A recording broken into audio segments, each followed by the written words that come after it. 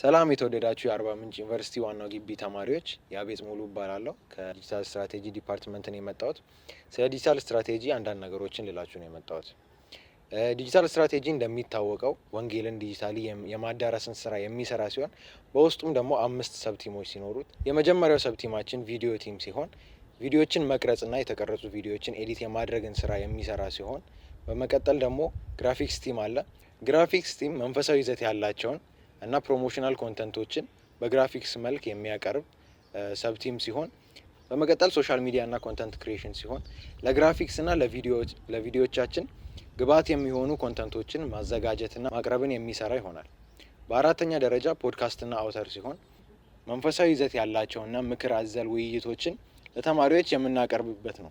በመቀጠል ስፒሪቹዋል አፌር ሲሆን በውስጡም የሚሰራቸው ስራዎች የህብረቱ መንፈሳዊ ይዘት ለመጠበቅ ባይብል ስተዲዎችን የሚያዘጋጅ ሰብቲም ነው። ስላዳመጣችሁን እናመሰግናለን። ተባረኩ።